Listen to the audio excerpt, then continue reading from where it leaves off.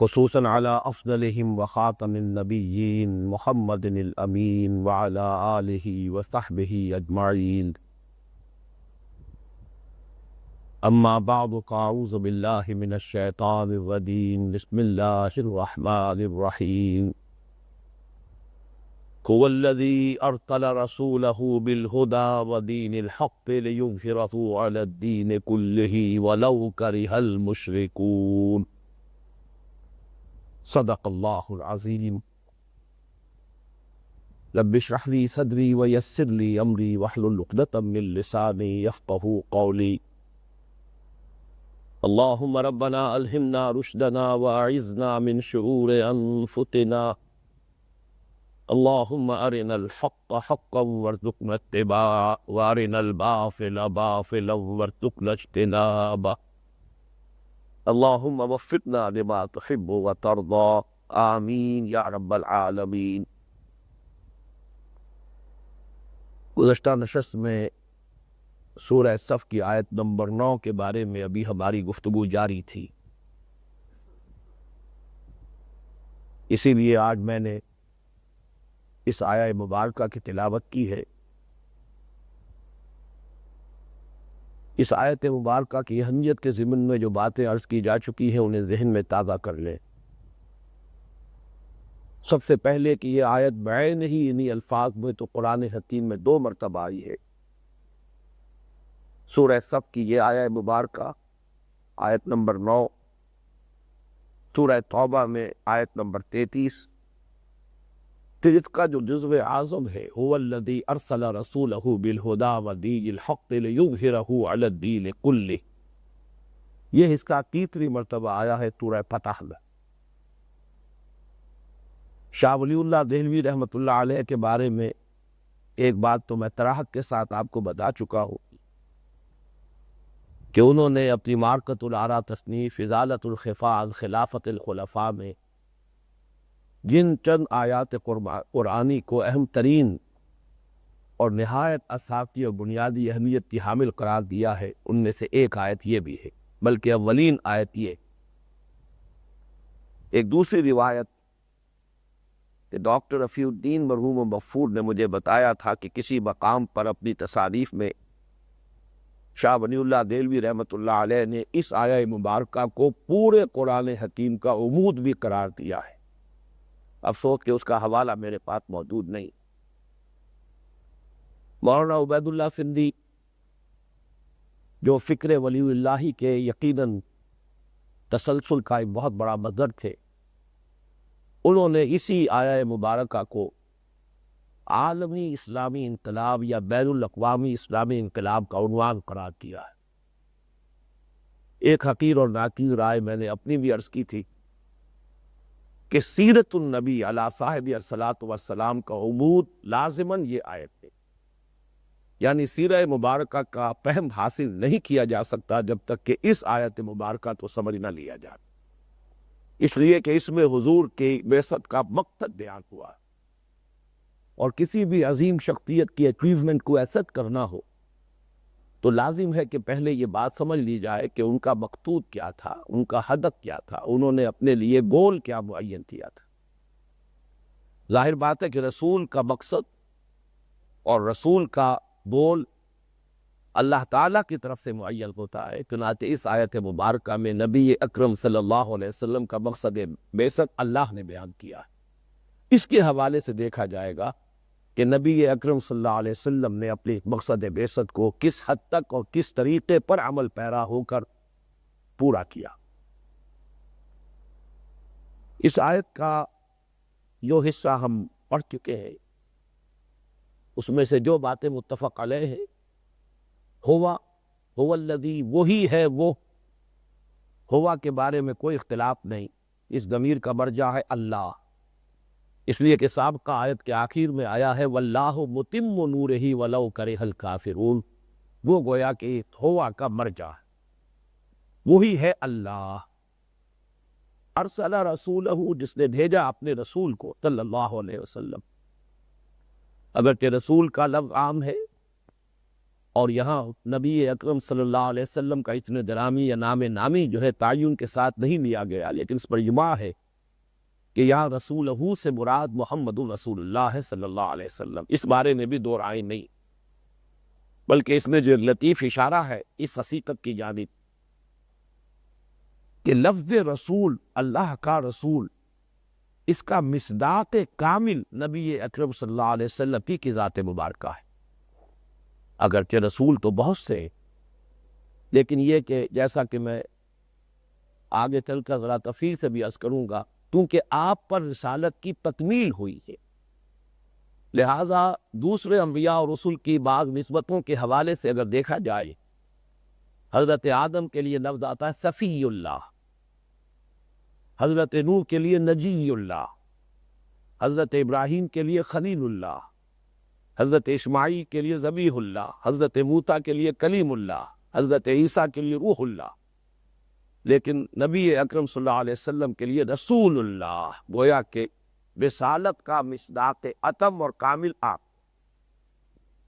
هو الذی ارسل رسولہ بالہدی ودین الحق، باہر سے جاڑ ہے، وہی ہے اللہ جس نے بھیجا اپنے رسول محمد کو صلی اللہ علیہ وسلم دو چیزوں کے ساتھ، ایک الہدا اور ایک دین حق۔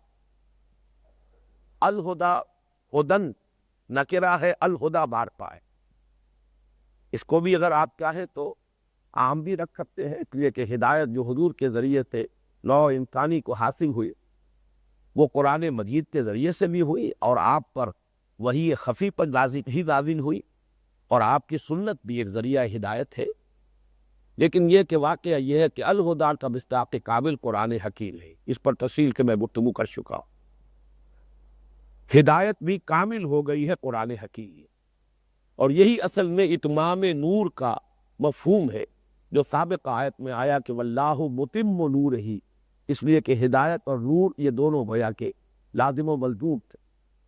روشنی ہی سے جو چیزیں ہیں ان کا ظہور ہوتا ہے، ان کو دیکھا جا سکتا ہے، تو جو حقائق باطن ہے، حقائق معنوی ہے اس کائنات کے، ان کے دیکھنے کے لیے ذریعہ، جیسے اقبال نے کہا تھا کہ سرما ہے میری آنکھ کا خاک مدینہ و نجف، ان حقائق کو دیکھنے کا ذریعہ یہ قرآن حکیم ہے، اس کی ہدایت ہے، یہ نور ہے۔ ودین الحق، دو چیزیں دے کر بھیجا آپ کو، ایک الہدا یعنی قرآن حکیم، اور دوسرے دین حق۔ میں کر چکا ہوں کہ دین حق ادر پہ ترکیب اضافی ہے، حق کا دین، اور اس معنی میں بھی یہ بات پوری طرح صحیح ہے، ذالک بان اللہ هو الحق، اس لیے کہ ذات باری تعالی ہی الحق، تو گویا کہ ذات حق کا دین، اللہ کا دین۔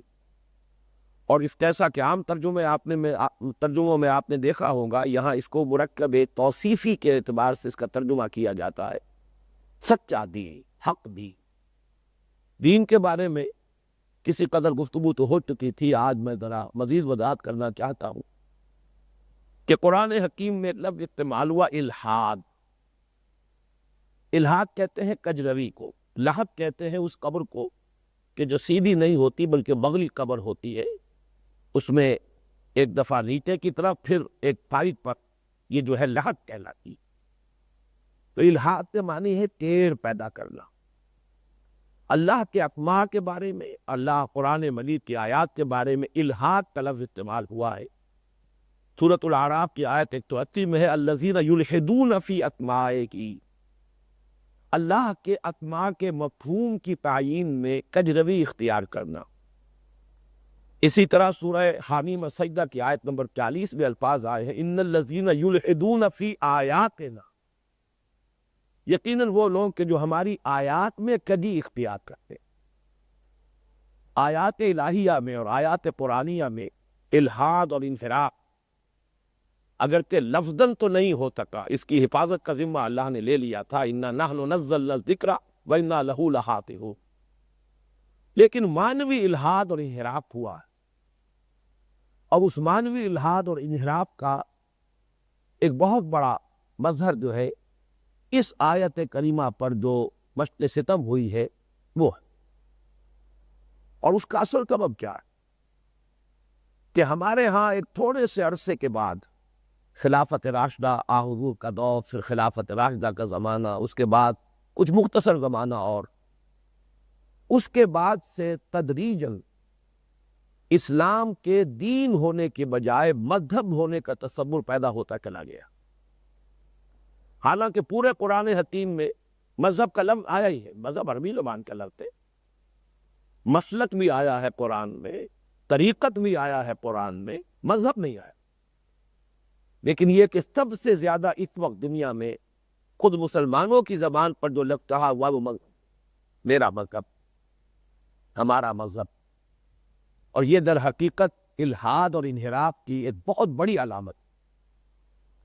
دین، جیسے کہ میں وضاحت کر چکا ہوں، کامل نظام اطاعت کا نام، جبکہ مذہب دنیا میں معروف ہے، مشہور ہے، معلوم ہے، متفق علیہ ہے کہ یہ انسانی زندگی کے صرف ایک حصے سے بحث کرتا۔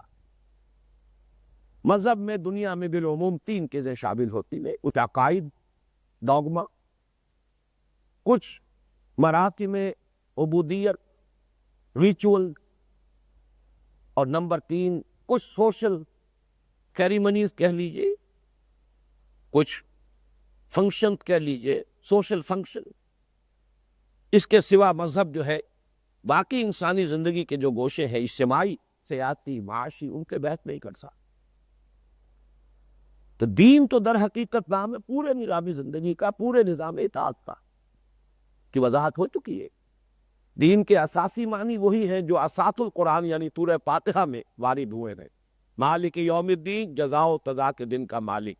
دین کے معنی بدلہ، جزا و سزا اور بدلہ چونکہ کسی قانون کے تحت ہوتا ہے، جس کی اطاعت پر جزا ملتی ہے اور جس کی مخالفت پر اور جس کے خلاف بغاوت پر سزا ملتی ہے۔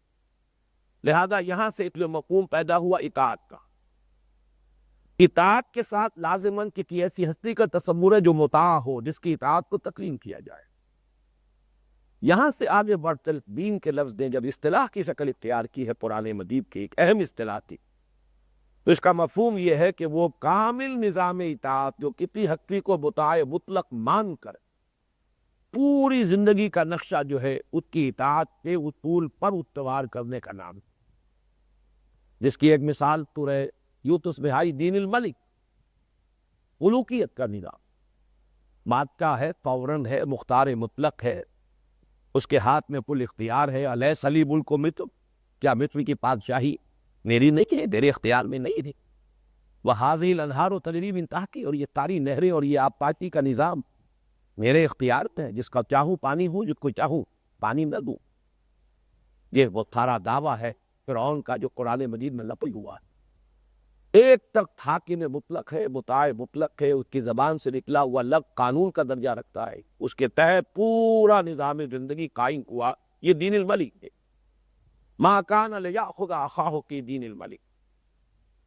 اسی پر قیاس کیجئے دین اللہ، اللہ کو حاکم مطلق، مطاع مطلق، اللہ کو ہی اصل قانون ساز مان کر اس کی اطاعت میں پورے نظام زندگی کو قائم کر دینا، پوری زندگی کا نقشہ اسی پر بنانا، اسی کے قانون کے مطابق، اسی کی ہدایات کے مطابق، یہ دین اللہ ہے۔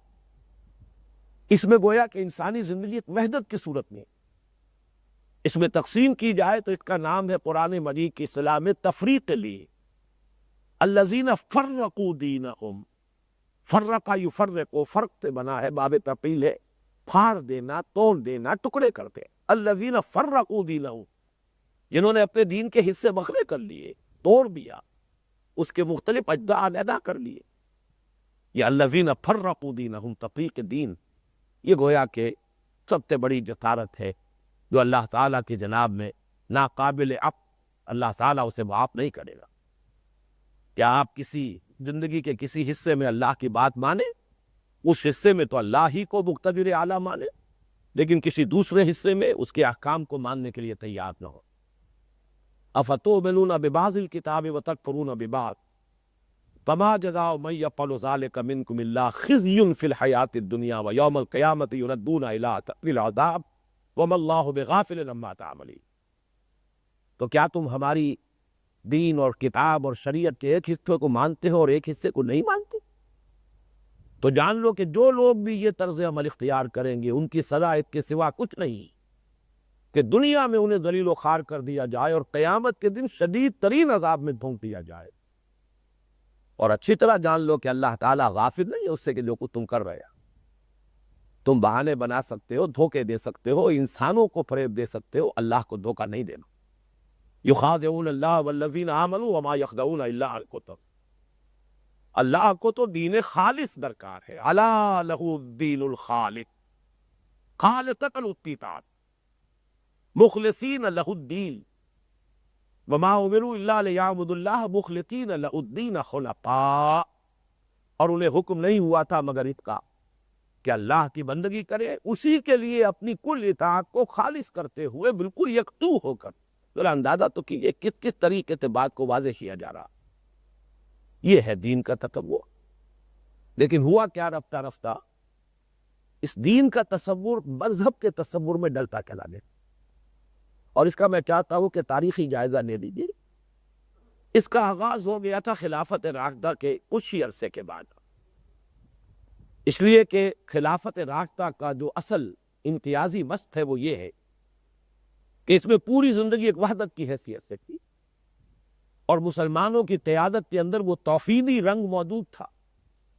خلیفہ راشد حاکم وقت بھی ہے، قاضی القضات بھی ہے، امام مسجد بھی ہے، مسجد نبوی کے خطیب بھی ہے، دینی رہنما بھی ہے، وہی مفتی بھی ہے۔ گویا کہ یہ قیادت جو ہے ایک شخصیت کے اندر مرتکب۔ خلافت راشدہ کی شان امتیازی یہی۔ خلافت راشدہ کے اختتام کے بعد اب یہ تقسیم ہوئی، یہ توحید تنویت میں بدل گئی۔ اب دینی معاملات کچھ علیحدہ ہو گئے، مذہبی معاملات، اور دوسری طرف سیاست علیحدہ ہو گئی۔ مذہب اور سیاست کا گویا کہ ایک جدائی کا معاملہ عین اسی وقت شروع ہو گیا جب کہ خلافت کا نظام ختم ہوا اور ملوکیت کا نظام شروع ہو گیا۔ اب سیاسی رہنمائی کسی اور کی ہے، مذہبی رہنمائی کسی اور کی۔ اور اس کا جو المناک ترین بات ہے اس داستان کا وہ یہ ہے کہ کچھ ہی آگے چل کر مذہبی قیادت میں دو حصوں میں تفصیل ہو گئی۔ ایک علمی قیادت جس میں علماء، مفسرین، محدثین، فقہاء، مفتی حضرات، قاضی حضرات شامل تھے، اور دوسرے روحانی قیادت، صوفیاء، اولیاء اللہ۔ وہ یار کہ یہ وحدت تکلیف میں بدل گئی، توحید نے تکلیف کی صورت اختیار کری۔ بڑا پیارا بترا ہے علامہ اقبال کا، لے گئے تسلیت کے فرزند میرات خلیل۔ اگر اس میں تو اشارہ ہے کہ عیسائیوں نے اس طریقے سے اس صدی کے آغاز میں عالم اسلام پر سیادت اور قیادت اور قبضہ حاصل کیا۔ اگرچہ شروع تو 200 برس قبل سے ہو چکا تھا، لیکن اس صدی کے آغاز میں تو پورا کا پورا عالم اسلام جو ہے وہ عیسائیوں کے زیر نگین آ گیا۔ وہ تقلیص کے فرزند ہے، لے گئے تقلیص کے فرزند میراث خلیل۔ حضرت ابراہیم علیہ السلام کی میراث تو توحید ہے، لیکن یہاں جو میں کر رہا ہوں وہ یہ ہے کہ اس توحید کو سب سے پہلے جو بٹا لگایا ہے وہ خود مسلمانوں نے لگایا، جبکہ ان کی قیادت جو ہے توحید کی بجائے تقویت کی قوت اختیار کر رہی ہے۔ ایک طرف سلاطین ہیں، امراء ہیں، بادشاہ ہیں، ملوک و سلاطین و امراء، دوسرا علماء ہے، فضلاء ہے، مفتی حضرات ہیں، قاضی حضرات ہیں، مدرسین ہیں، تیسری طرف صوفیاء ہیں اور یا اللہ ہے، مرشدین ہیں۔ اور اس میں کتنی جلدی انحطاط پیدا ہوا ہے، یہ کہ توحید کے بعد جب تقلیص آئی ہے تو انحطاط تو پیدا ہو رہا ہی تھا۔ کس تیز روی سے یہ انحطاط ہوا ہے اس کا اندازہ اس سے کر سکتے ہیں کہ طبقہ تبع تابعین کی ایک شخصیت ہے حضرت عبداللہ ابن مبارک رحمۃ اللہ علیہ، یعنی صحابہ پھر تابعین پھر تبع تابعین، صرف تیسری نسل ہے۔ حضرت عبداللہ ابن مبارک کے زمانے میں جو حالات پیدا ہو چکے تھے، اگرچہ یہ کہا جا سکتا ہے کہ یہ ان کی حطاطیت کا منظر ہے، شدت احساس کا منظر ہے، کہ انہوں نے یہ شعر کہا ہے کہ وما ابتدى الدین الا الملوک واخبار طاعین ورخوانہا۔ دین میں جو فساد پیدا کیا ہے وہ صرف تین طبقوں نے پیدا کیا۔ گویا کہ تیسری نسل تک پہنچتے ہی دین میں فساد پیدا ہو چکا تھا۔ اس سے بڑا ثبوت اور کیا ہوگا؟ اگرچہ ابھی یہ فساد کی ابتدا تھی، لیکن جیسا کہ میں نے کیا یہ تو شدت احساس ہے۔ کوئی شخص جو ہے اس کا احساس اتنا مردہ ہوتا ہے کہ کوئی بات انتہائی شدت سے ظاہر ہو چکی ہو تب بھی وہ محسوس نہ کرے۔ اور کوئی ایسا شخص بھی ہو سکتا ہے کہ جس کا شدت احساس کا عالم یہ ہو کہ جیسے ہی اس کا ظہور ہو یا آغاز ہو وہ اسے محدود کر لے. تو اس فیکٹر کو تو ذہن میں رکھیے. لیکن بہرحال یہ تیر جو ہے ثبوت ہے اس کا کہ یہ فساد پیدا ہو چکا تھا. وما افسد الدین، دین میں فساد پیدا کیا، دین میں بگاڑ پیدا کیا، دین کو ختم کیا ہے، دین کی توحیدی شان جو ہے اس کو ختم کر کے رکھ دیا ہے 3 طبقات نے.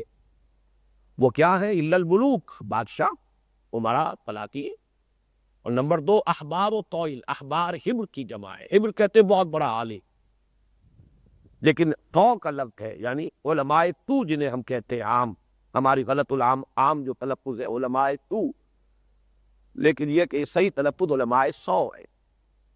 برے علماء، دنیا دار علماء ہیں، مفتی، قاضی، مفسر، محدث، لیکن حقیقتاً طالب دنیا ہے. اپنی ان تمام جو بھی توانائیاں اور صلاحیتیں ہیں انہیں حقیقت میں سم کر رہے ہیں دنیا کے حصول کے لیے. اور تیسرے وہ رہبانوہا، راہب لوگ، صوفیاء لوگ، تارک الدنیا لوگ، جنہوں نے ترک دنیا کے پردے میں حصول دنیا کا اصل کھیل شروع کیا. جائیدادیں بن رہی ہیں، اپنی اولاد کے لیے بڑی بڑی جائیدادیں چھوڑ کر جا رہے ہیں، ذرا حالے کہ ظاہر میں فقر کا جو ہے وہ دعویٰ کیا جا رہا ہے. فقر محمدی صلی اللہ علیہ وسلم اس کا گویا کہ لبادہ پہنا ہوا ہے، لیکن یہ سارا ڈوب. وما افسد الدین الا الملوک واحبار و طویل و رہبان. اب آپ اندازہ کیجئے کہ اگر یہ دوسری صدی ہی ہجری کے اندر یہ صورت پیدا ہو چکی تھی تو پھر یہ کہ جیسے زمانہ گزرا ہے 1000 برس اور گزرے تو حالات کہاں تک پہنچے ہوں گے. اس سے وہ دین کا تصور ختم ہوا اور مذہب کا تصور رافق ہوتا چلا گیا. عقائد، عبادات اور کچھ رسومات، dogma, modes of worship and some rites and ritual, بس 3 چیزیں ہیں کہ جو مذہب کے اندر تعمیل لے گئے. سارا زور انہی پر، سارا انکت ہی پر. لیکن یہ کہ یہ کیفیت جو اپنے نقطۂ عروج کو پہنچی ہے یہ اس وقت جب کہ عالم اسلام پر عیسائیوں کا غلبہ ہوا. اس کا بھی تاریخی پس منظر سمجھ لیجیے کہ عیسائیت در حقیقت ایک ایسا عجیب مذہب ہے جس میں سوائے عقیدے کے اور کچھ ہے ہی نہیں. وہاں تو کوئی خاص موضوع آف ورشپ بھی نہیں ہے، کوئی شریعت ہے ہی نہیں، نہ کوئی شے حلال، نہ کوئی شے فرض، نہ کوئی واجب، نہ کوئی حرام، کوئی شے نہیں. اس لیے کہ حضرت مسیح علیہ السلام تو یہ کہتے گئے تھے don't think I have come to destroy law, کبھی یہ نہ سمجھنا کہ میں قانون ختم کرنے آیا ہوں، تم پر بھی شریعت موسوی لاگو رہے، موسائک لا تمہارے اوپر بھی لاگو رہے. لیکن سینٹ پال نے بیک جنبش قلم شریعت منسوخ کر دی. بلکہ ان لوگوں کی دیدہ دلیری کا یہ عالم ہے کہ شریعت کو لعنت سے تعریف کر، شریعت لعنت. بہرحال شریعت کے بغیر اب کیا رہ گیا؟ صرف ایک ڈوگما ہے، حضرت مسیح کو مان لو تو بس گویا کہ تمہارے اگلے پچھلے گناہ بھی معاف، وہ کفارہ بن ہی گئے تمہاری طرف، یہ بات ختم. یہ ہے در حقیقت عیسائیت کا لب لباب. اور عیسائیت کے پورے عالم میں مذہب کا مطلب ریلیجن کا مطلب صرف ڈوگما. جب عیسائی تہذیب کا غلبہ ہوا ہے، عیسائی طرز فکر جو ہے پورے عالم اسلام پر غالب آیا ہے، تو بالکل اس کی چھاپ پڑ گئی کہ مذہب اسلام ایک مذہب ہے اور اس میں اصل اہمیت ہے عبادات کی، عقائد کی اور کچھ رسومات. ڈیڈ باڈی کو کیسے ڈسپوز آف کرنا ہے، تدفین ہے، نماز جنازہ ہے، شادی کو کیسے آرگنائز کرنا ہے، نکاح ہوگا، خطبہ ہوگا اور کچھ جو بھی رسومات ادا کی جائیں گی، پیدائش کو کیسے سیلیبریٹ کرنا ہے، عقیقہ ہے یا اور کچھ چیزیں ہیں مختلف. یہ چیزیں تو میں نے صرف وہ گنوائی ہے کہ جو صحیح ہیں، باقی جو اس میں اور رنے چڑھائے گئے ہیں وہ تو بدعات میں سے ہے. لیکن یہ کہ اس سے آگے مذہب تفرقہ زیادہ سے زیادہ یہ کہ شراب نہیں پینی ہے، سور نہیں کھانا ہے، 1-2 چیزیں اور ہیں شامل کر لیجئے، تو گویا کہ جس نے یہ کچھ کر لیا وہ اس کا مذہب شامل ہو گیا. چنانچہ اسی کا مظہر ہے کہ ہندوستان میں انگریزی دور میں ایک بہت بڑے عالم دین، اور عالم دین ہی نہیں، بہت بڑے مرشد طریقت، ان کے یہ الفاظ سامنے آئے کہ ہمیں کوئی کام ایسا نہیں کرنا چاہیے جو ہمارے حکمرانوں کی تشویش کا مودی کو، اس لیے کہ انہوں نے ہمیں مذہبی آزادی بھی ہوئی. یہ مذہبی آزادی انورٹڈ کاماز میں ان الفاظ کو سمجھیے کہ یہ کس فکر کی غمازی کر رہے تھا. انہوں نے ہمیں مذہبی آزادی دے رکھی. اس پر تھپی کی تھی بالکل بجا طور پر علامہ اقبال نے کہ ملا کو جو ہے ہند میں سجدے کی اجازت، ناداں یہ سمجھتا ہے کہ اسلام ہے آزاد. اسلام کو مذہب بنا دیا، مذہبی آزادی پر اپنے ان حکمرانوں کا گویا کہ شکریہ ادا کیا جا رہا ہے، ان کا احسان مانا جا رہا ہے. یہ ہے در حقیقت اس لفظ دین کے بارے میں الحاد اور انحراف. لیکن دین کیا ہے؟ دین الحق، اللہ کا دین، ذات حق کا دین یا سچا دین.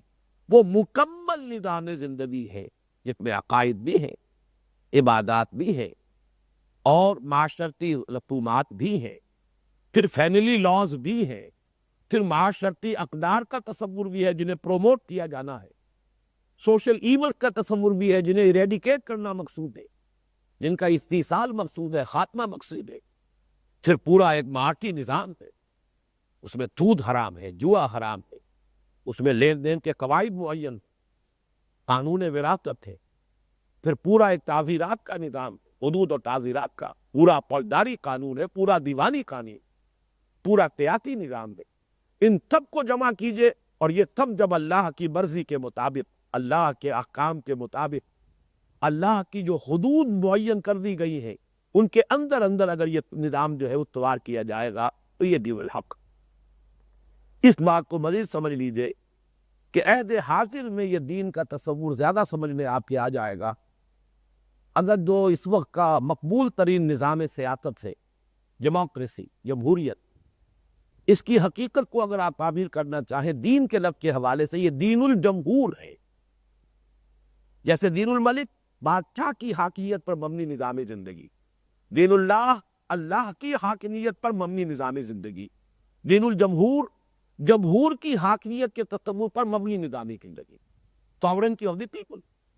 وہاں ساورنٹی اللہ کے لیے ہے دین اللہ میں. سروری زیبا فقط اس ذات بے ہمتا کو ہے، اکمرا ہے ایک وہی، باقی بتانے آ. اب آگے چلیے. هو الذی ارسل رسولہ بالہدی ودین الحق، وہی ہے اللہ جس سے بھیجا اپنے رسول کو صلی اللہ علیہ وسلم، الہدا یعنی قرآن حکیم، ہدایت کاملہ، اور دین حق یعنی اللہ کی اطاعت کا نظام دے کر بھیجا. لِیُظْہِرَہُ عَلَى الدِّینِ کُلِّہ، تاکہ وہ غالب کر دے اسے پورے کے پورے دین پر، پورے کے پورے نظام اطاعت پر. اس میں اب ذرا میں تفصیل سے کرنا چاہتا ہوں. لِیُظْہِرَہُ، یہ اگرچہ یوں سمجھیے کہ لفظ تو ہمارے اعتبار سے ایک شمار ہوگا، لکھا ہوا جائے گا تو اسی طرح سے ایک لفظ ہے. لام اس میں حرف جار ہے، تاکہ یظہرو، وہ غالب کر دے. اس میں فعل اور فاعل دونوں موجود، ضمیر فاعلی ہے اور فعل ہے اظہار. ہو یہ ضمیر مفعولی ہے، یہ تیسرا حصہ ہے اس کا، اور ترجمہ لفظی یہ ہوگا ابھی سیاق و سباق اور اس کے مفہوم اور معنی سے ایک طرف بالکل لفظی ترجمہ کر دے، تاکہ وہ غالب کر دے اس کو. تو سب سے پہلے لفظ اظہار کا جو ترجمہ ہے غالب کر دے، اس کو سمجھ لیجئے کہ اظہار کے معنی کیا ہے. ظاہر کے معنی دو ہے. ظاہر ایک وہ شے جو نمایاں ہو، آیا ہو، بالکل سامنے ہو، یہ ظاہر ہے. یہ باطن کے مقابلے میں آئے گا. ضرور ظاہر الاثم و باطنہ، مسلمانوں گناہ وہ بھی چھوڑ دو کہ جو چھپا ہوا ہو، اور گناہ وہ بھی چھوڑ دو کہ جو ظاہر و آیا ہو. گناہ کی ہر حالت سے اپنے دامن کو پاک کر لو، سے اجتناب. وہ ظاہر والباطن، اللہ الظاہر بھی ہے الباطن بھی. تو باطن کے مقابلے میں ظاہر وہ شے ہے کہ جو نمایاں ہے، آیا ہے سامنے. اور دوسرے معنی اس کے غالب، آیا ہوا، مستولی، مسلط. یہ کیوں ہے یہ دو معنی لفظ کے کو سمجھ لیجیے. ظاہر اصل میں کہتے ہیں پیٹھ کو، کمر، پیٹھ. اور جیسے کہ عام طور پر علی ظہورہا قرآن مجید میں بھی آیا ہے کہ جب تم اپنے چوپایوں کی پیٹھوں پر سوار ہو جاتے ہیں، گھوڑے کی پیٹھ پر انسان سوار ہے. اب آپ تو ذہن میں رکھیے کہ اس میں راکب اور مرکب، مرکب وہ ہے کہ جس پر کوئی سوار ہے، راکب وہ ہے کہ جو اوپر سوار ہے. اب یہاں نظر آ جائے گا کہ ظاہر بات ہے کہ راکب غالب ہے مرکب پر، مرکب اس کے کنٹرول میں ہے، تبھی تو وہ راکب ہے. ورنہ تو وہ زور گھوڑا جو ہے اسے پٹخ نہیں دے گا، کہیں گرا دے گا. اگر وہ واقعی سوار ہے وہ غالب گھوڑے کے اوپر، گھوڑا اس کے قابو پہ، اور مرکب کے مقابلے میں راکب جو ہے وہ زیادہ ظاہر بھی ہے، عیاں بھی ہے، بلند بھی ہے، اونچا ہے۔ یہ دونوں مفہوم، اظہار، کسی کی پیٹھ پر سوار کر دینا، کسی شے کو نمایاں کر دینا، جیسے کہ راکب مرکب پر نمایاں ہوتا ہے، اور کسی کو غالب کر دینا جیسے کہ راکب مرکب پر غالب ہوتا ہے۔ لِیُظْہِرَہُ، اب یہاں تے ضمائر کی بحث ہے، جس کے بارے میں نے ابتدا میں عرض کیا تھا کہ کچھ لوگ کہ جو کنی کترانا چاہتے ہیں، جان بچانا چاہتے ہیں، تپتی راہیں مجھ کو پکارے، دامن پکڑے چھاؤں گھنیری، اظہار دین حق کے فریضے سے کنی کترا کر جان و مال جو ہے اس کے لیے خطرات اور قربانیاں جو ہے وہ بول لینے کو تیار نہیں ہے۔ انہوں نے یہاں ضمائر کا جو ہے ایک ایسا مطلع اور ایک ایسی بحث کھڑی کر دی ہے کہ جس میں واقعہ یہ ہے اپنی جگہ پر کہ ان کی ساری کوششیں رائے گاں ہیں۔ جیسا کہ میں کر چکا ہوں، قرآن اپنے مفہوم کو کی حفاظت کرنے پر خود پوری طریقے سے قابل، لا یاتیہ الباطل، اس پر باطل حملہ آور ہو ہی نہیں سکتا، نہ سامنے سے من بین ولا من خلفہ، من بین یدہ ولا من خلفہ، نہ تو سامنے سے نہ پیچھے۔ اس کو میں واضح کر دینا چاہتا ہوں کہ دو رائے ہیں یظہرہ کی ضمیر فاعلی کے بارے میں۔ ایک تو یہ کہ اس سے مراد ہے کہ رسول غالب کر دے، گویا کہ مرجع جو ہے رسول ہے، هو الذی ارسل رسولہ، یظہرہ کی ضمیر فاعلی رسولہ کی طرف آ جائے۔ لیکن دوسری رائے یہ دی گئی ہے کہ یہاں اصل میں مراد اللہ ہے، تاکہ اللہ غالب کر دے۔ گویا کہ یہ غالب کرنے کا فریضہ محمد صلی اللہ علیہ وسلم اور ان کے ساتھیوں کا نہیں تھا، یہ تو ایک تکوینی فعل تھا، اللہ تعالیٰ کی اپنی مشیت، اللہ کی اپنی قدرت، اللہ تعالیٰ کے اپنے فیصلے کے تحت ہوا ہے۔ اس میں نہ اس وقت کسی انسانی کسی جد و جہد کو کوئی دخل تھا، کسی ارادے کو کوئی دخل تھا، کسی پلاننگ کو کوئی دخل تھا، اور نہ آئندہ اس کے لیے کسی انسانی محنت اور جد و جہد کا کوئی سوال ہے۔ تکوینی معاملہ ہے، اللہ تعالیٰ جب چاہے دا کر دے۔ لِیُظْہِرَہُ کا نوٹ کر لیجئے، ضمیر فاعلی کے بارے میں دو رائے آئیں، فاعل اللہ ہے یا فاعل اللہ کا رسول ہے صلی اللہ علیہ وسلم۔ اسی طرح ضمیر مفعولی کی دو رائیں تو موجود ہیں۔ لِیُظْہِرَہُ، ہو سے مراد اللہ کا دین، دین حق نمبر ایک، یا رسول یہ نمبر دو۔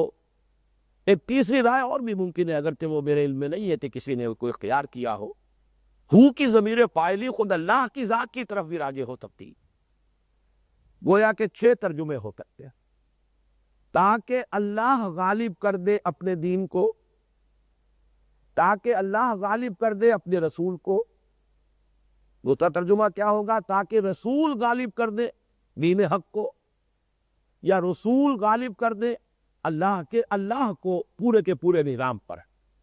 یہ 4 مفاہیم سے نکل کرتے ہیں، لیکن یہ کہ ذرا تجزیہ کریں گے تو نظر آئے گا کہ چاروں کا اصل مدلول، اصل مفہوم کے اعتبار سے چاروں میں کوئی فرق، اللہ غالب کر دے یا رسول غالب کر دے۔ ہمارا ایمان ہے کہ فاعل حقیقی تو ہر فعل میں، ہر حال میں صرف اللہ ہے۔ لا فاعل فی الحقیقت ولا مؤثر الا اللہ۔ میں نے یہ چیز اٹھائی، اگرچہ میں نے ارادہ کیا، میں نے کوشش کی، لیکن فاعل حقیقی اللہ ہے۔ میں کاسب عمل تو ہوں، خالق عمل نہیں ہوں، اس لیے کہ میرا پورا وجود اللہ کے اذن کے تابع ہے۔ اللہ کے اذن کے بغیر کوئی پتہ تک جنبش نہیں کر سکتا۔ لہذا کاسب عمل کو انسان ہے، اپنے ارادے کی بنا پر نیکی اور یا بدی کا ارتکاب اس نے کیا ہے، لیکن خالق عمل واللہ خلقکم وما تعملون، اللہ ہی نے تمہیں بھی پیدا کیا، جو تم عمل کرتے ہو ان کا خالق ہی وہی۔ لیکن اس کے یہ معنی تو نہیں ہے کہ انسان کا کوئی ارادہ، انسان کی محنت، انسان کی مشقت، انسان کی جد و جہد کی کوئی حیثیت نہیں۔ ذرا غور کیجئے، قرآن مجید میں سورہ انفال میں فرمایا کہ اے نبی، جب آپ نے مٹھی بھر کر کنکریوں کی پھینکی تھی لشکر کفار کی طرف، فَمَا رَمَيْتَ إِذْ رَمَيْتَ وَلَٰكِنَّ اللَّهَ رَمَىٰ، یہ مٹھی آپ نے نہیں پھینکی تھی کنکریوں کی، بلکہ اللہ نے پھینکی۔ لیکن اس سے متصل قبل یہ الفاظ بھی ہے فَلَمْ تَقْتُلُوهُمْ وَلَٰكِنَّ اللَّهَ قَتَلَهُمْ، اے مسلمانوں تم نے نہیں قتل کیا ان کو، بلکہ اللہ نے قتل کیا۔ اس کا مفہوم کیا ہے؟ عتبہ ابن ربیعہ کو تو واصل جہنم حضرت حمزہ نے کیا تھا بالفعل۔ اسی طریقے سے عتبہ کے بھائی کو اور بیٹے کو دونوں کو واصل جہنم تو حضرت علی نے کیا تھا رضی اللہ تعالیٰ عنہما. اب ان دونوں چیزوں کو جمع کیجئے. فاعل حقیقی اللہ ہے، لیکن اس وقت جو تلوار چلی ہے وہ تو حمزہ کے ہاتھ سے اور حضرت علی کے ہاتھ سے چلی. اگر وہ میدان میں نہ آتے، اگر وہ خطرہ مول نہ لیتے، ظاہر بات ہے جو بھی مبارزت قبول کرتا ہے میدان میں آتا ہے وہ اپنی جان کا خطرہ دے کر آتا. آخر اگلی ہی جنگ میں ایک ہی سال 1 ماہ کے بعد حضرت حمزہ شہید ہو گئے کہ نہیں ہو گئے. لیکن یہ کہ اگر یہ تصور کر لیا جائے کہ بس کام تو اللہ ہی کرے گا، تو اللہ کے بندے یہ نہیں سوچتے کہ رازق بھی تو اللہ، پھر کیوں دفتروں میں مارے مارے پھرتے ہو، کیوں دکانوں پہ جا کر محنت پر مشقت کرتے ہو، کیوں کھیتوں میں ہل چلاتے ہو، کیوں کارخانوں میں کھڑے ہو کر 8-8 گھنٹے کی مشقت کرتے ہو. رازق کو اللہ ہے، رازق حقیقی اللہ ہے. اندازہ کیجئے کہ کس درجے خلط مبہت اور کج بہتی کا معاملہ ہے کہ جو طرف ان ضمیروں کے الٹ پھیر کے حوالے سے لوگوں کے ذہنوں کے اندر پیدا کر دیا. اللہ خالق حقیقی ہے، لیکن اس کے لیے عملی جد و جہد کی ہے محمد الرسول اللہ والذین معہ ہے. جانے انہوں نے دی ہے، یہ تار و قربانی کی روش انہوں نے اختیار کی، گھر بار انہوں نے چھوڑے، اپنی جانوں کا نذرانہ پیش کیا، انہوں نے انفاق مال بھی کیا ہے، بذل نفس بھی کیا، کیسی کیسی مشقتیں جیلی ہیں، کیسی کیسی مارے کھائی ہیں. محمد الرسول اللہ والذین معہ اشداء علی الکفار رحماء بینہم. تو اس میں کوئی فرق واقع نہیں ہوتا کہ یہ ضمیر اللہ کی طرف راجع ہو یا اللہ کے رسول کی طرف راجع ہو، یہاں تک اس کی مراد اور اس کے اصل مفہوم کا تعلق یہ کی. اسی طرح اللہ غالب ہو جائے پورے کے پورے دین پر، یا اللہ کا رسول غالب ہو جائے پورے کے پورے دین پر، پورے کے پورے نظام اطاعت پر، یا اللہ کا دین غالب ہو جائے پورے کے پورے نظام اطاعت پر، مفہوم اور معنی اور مدلول میں تو کوئی فرق واقع نہیں ہوا. اللہ کا غلبہ ہی تو ہے. وَيَكُونَ الدِّينُ كُلُّهُ لِلَّهِ قَاتِلُوهُمْ حَتَّى لَا تَكُونَ فِتْنَةٌ وَيَكُونَ الدِّينُ كُلُّهُ لِلَّهِ. اس پورے جہاد اور قتال کا آخری ہدف یہی تو ہے کہ کل کل نظام اطاعت اللہ کے تابع ہو جائے، اللہ کا ہو جائے، پورا دین اللہ کے لیے ہو جائے. تو گویا کہ اللہ کا غلبہ ہو گیا، اللہ کی حکومت قائم ہو گئی، اللہ کی حاکمیت جو ہے اس کا دفاع ہو گیا. پھر یہ کہ رسول اگر غالب آ گئے تو رسول نے اپنی حکومت کو قائم نہیں کی، اپنی کوئی ڈائنیسٹی اور اپنی کوئی خاندانی بادشاہت کا نظام پہ شروع نہیں کیا. رسول کا غلبہ بھی اللہ کے دین کا غلبہ ہے، اور اللہ کے دین کا غلبہ تو اللہ کے دین کا غلبہ ہے ہی. تو یہ جتنے بھی معنی کر لیے جائیں کوئی فرق واقع نہیں ہوتا، مفہوم ایک ہی ہے. اسی لیے میں کہہ رہا ہوں کہ قرآن مجید مہیمن ہے اپنے مضامین کی، اپنے مفاہیم کی حفاظت کرنے پر پوری طرح قادر. آگے پھر ایک لفظ آ رہا ہے اور اس میں بھی اسی دین کے تصور کے ساتھ مزید اضافہ ہوا الہاد اور انحراف کا. لِيُظْهِرَهُ تاکہ غالب کر دے اس کو. اور یہاں پر اب تمام ضمائر کی اس پوری بحث کے بعد جو مفہوم سب سے زیادہ نمایاں اور واضح ہوتا ہے وہ اس سے تاکہ رسول غالب کر دے اللہ کے اس دین کو، دین حق کو، علی الدین کلہ ہی، پورے کے پورے دین پر. یہاں بھی آج کل کے جو تراجم زیادہ جو معروف ہو گئے ہیں اور مشہور ہو گئے متداول ہے، ان میں ترجمہ کیا جاتا ہے دین کلہ ہی کا تمام ادیان. یہ بھی در حقیقت وہ مذاہب کا تصور ہے کہ جو یہاں اس ترجمے میں لکھ لیا. اس کے لیے میں آپ سے عرض کرتا ہوں کہ اگرچہ اردو تراجم جو ہے ان کے سب سے بڑے منبع اور سرچشمے جو ہے وہ 2 تراجم ہے جو شاہ ولی اللہ دہلوی رحمۃ اللہ علیہ کے 2 عظیم فرزندوں شاہ رفیع الدین اور شاہ عبد القادر نے کیے ہیں رحمہم اللہ.